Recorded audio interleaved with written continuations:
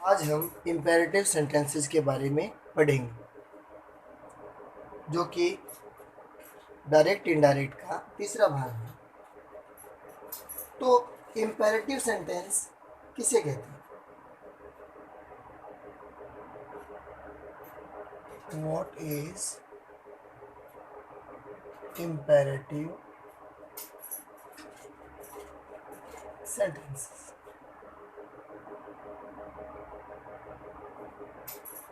वे sentence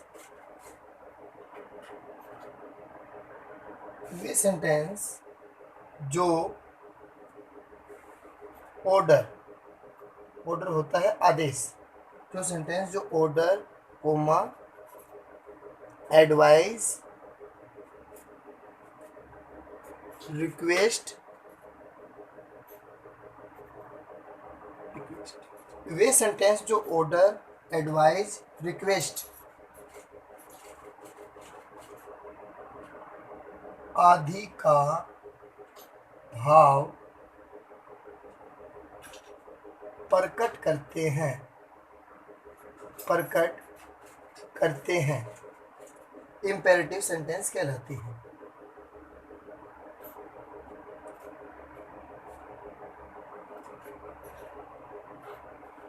ये sentences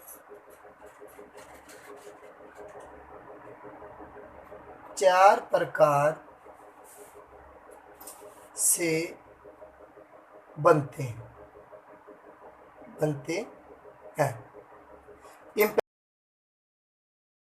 what is imperative sentences?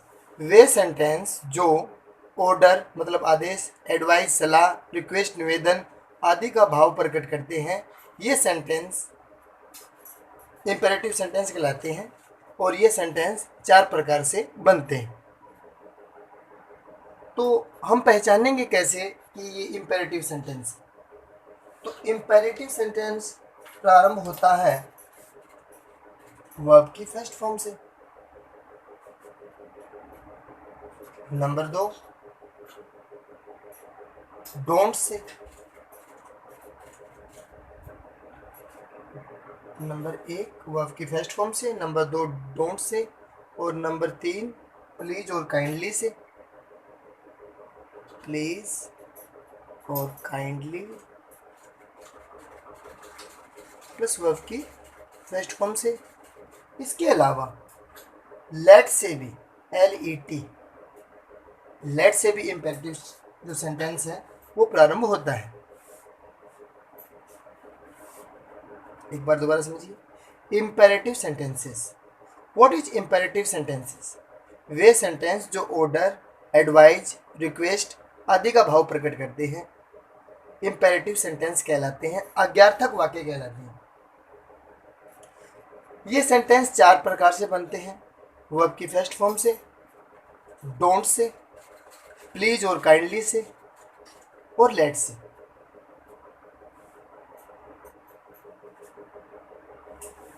Speech में बदलने के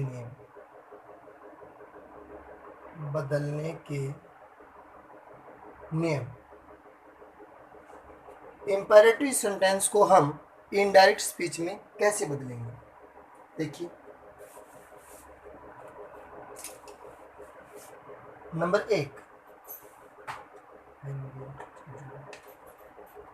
1 सैड या सैड टू, हम ऑर्डर सैड या सैड टू को हम ऑर्डर में चेंज कर सकते हैं भाव के अनुसार। कमांड, एडवाइज्ड,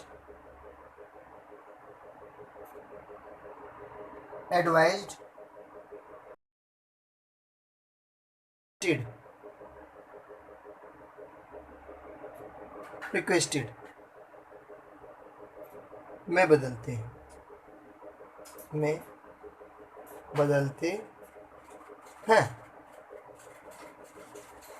यानी इम्पेरेटिव सेंटेंस में आपको सैड या सैड टू हो तो रिपोर्टेड स्पीच के भाव के अनुसार बदलते हैं। एक नंबर दो में connective, CONNECTIVE, connective connective to का प्रयोग होता है, कनेक्टिव टू का प्रयोग होता है। और नंबर तीन बात है, टू के बाद हमेशा वर्ब की फर्स्ट फॉर्म इस्तेमाल होती है। टू के बाद हमेशा होता है, प्रयोग होता है। अब है नंबर चार, रिपोर्टेड स्पीच के वाक्य में टेंस को छोड़कर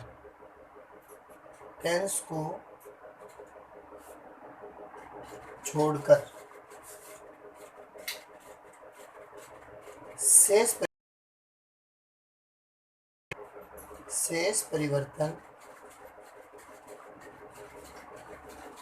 नियमानुसार करते हैं,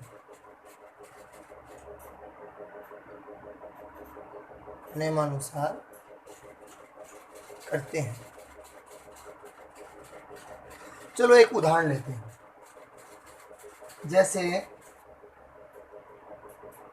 ही सैड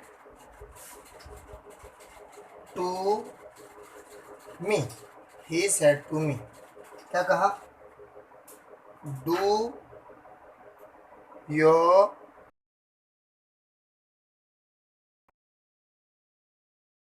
अब ये जो सेंटेंस है वो वर्ब की फर्स्ट फॉर्म से स्टार्ट है, तो हम समझ जाएंगे कि ये इंपेरेटिव सेंटेंस है। अब हम इसको बनाएंगे कैसे, ही सेड टू मी, उसने मुझसे कहा, ये अपना गृह कार्य करो, तो आदेश का भाव जो है इसके अंदर आ रहा है, तो हम इसको ऐसे बना लेंगे, ही सेड टू ऑर्डर के अनुसार, ही ऑर्डर्ड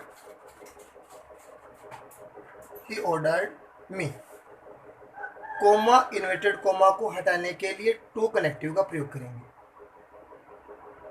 हो गया। उसके बाद में टू के बाद में फर्स्ट फॉर्म आ रही है तो हम फर्स्ट फॉर्म लगाएंगे, टू डू। अब ये जो योर है वो ऑब्जेक्ट के पास जाएगा, यहां से हम दूसरा रूप हटा रहे हैं, जरा यहां देखिए, जैसे यू, योर, यू, अब हम ये वाला जो रूप है यहाँ से हटा रहे हैं, तो अब इसका ये वाला जो रूप है देखिए, आई, माई, मी, यानी ये हटाएंगे तो ये वाला लगा देंगे, तो यहाँ आ जाएगा माई और फिर आ जाएगा वर्क, ये आपका वाक्य बन चुका। इस प्रकार से हम इंपेरेटिव जो सेंटेंस है उसको चेंज करते हैं, कन्वर्ट करते हैं। और इसके आगे के जो भाग हैं वो भी आप देख लीजिए। यदि वाक्य में डोंट आ जाए तब क्या करोगे, जैसे the teacher said to me, the teacher said to me, don't waste, don't दिखाई नहीं दे रहा क्या, don't waste your time, don't waste your time, TIME, time. इस वाक्य को हम कैसे बनाएंगे, तो तो इसमें आप देखिए, टीचर बोल रहा है, अध्यापक ने मुझसे कहा कि डोंट वेस्ट योर टाइम, कि अपना समय बर्बाद मत करो।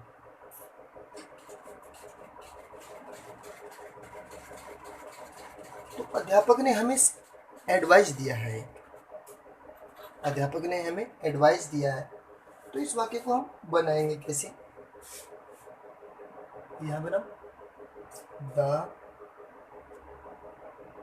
टीचर एडवाइज्ड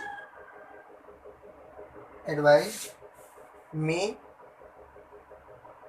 अब डू हट जाएगा, सीधा ही नॉट, फिर टू कनेक्टिव आ जाएगा, not to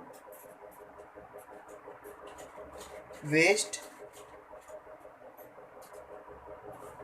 my time, your my में चेंज हो गया, तो यहाँ लगा देंगे माई और टाइम का टाइम।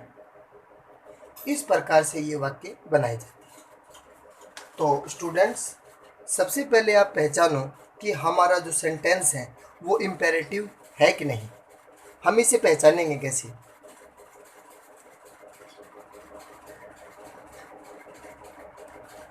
यदि सेंटेंस वर्ब की फर्स्ट फॉर्म से स्टार्ट होता है, या डू नॉट से स्टार्ट होता है, या प्लीज काइंडली से स्टार्ट होता है, या लेट से प्रारंभ होता है, तब हम पहचान लेंगे कि हमारा जो सेंटेंस है वो इम्पेरेटिव है। आज के लिए इतना ही, बाकी के इसके जो पार्ट हैं वो आगे बनाएंगे।